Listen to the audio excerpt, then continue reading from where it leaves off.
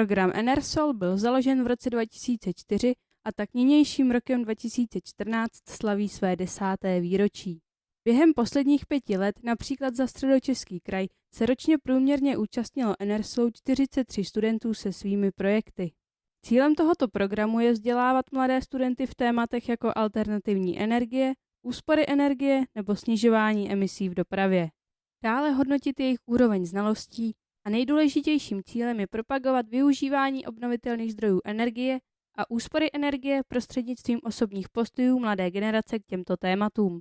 Práce studentů se dělí do 3 kategorií, kterými jsou Enersol a praxe, Enersol a inovace, Enersol a popularizace. První kategorie spočívá v získání důležitých informací o dosažení úspor energie, využití obnovitelných zdrojů nebo snižování emisí v dopravě.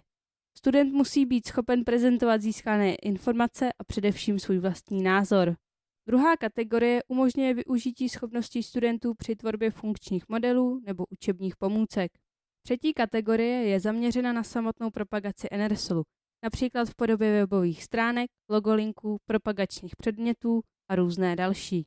Tohoto programu se účastní i zahraniční studenti ze Slovenska, Polska, Rakouska, Německa nebo Slovinska.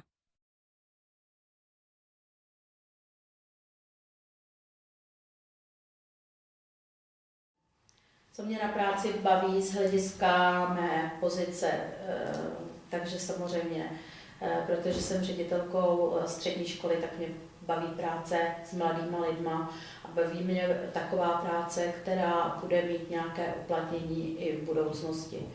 A protože víme, že v současné době je dost velký problém negativního působení veškerého takového dění průmyslu kolem nás a že země musí neustále mít nějaké nové zdroje energie.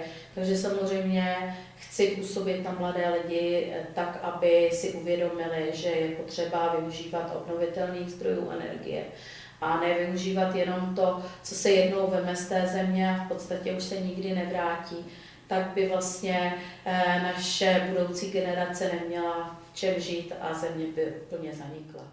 No.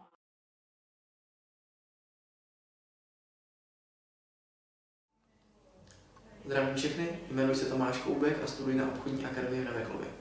V loňském ročníku soutěže Enersol jsem se probojoval do mezinárodního kola, kde jsem skončil na 2. místě se svou prací o japonském topolu.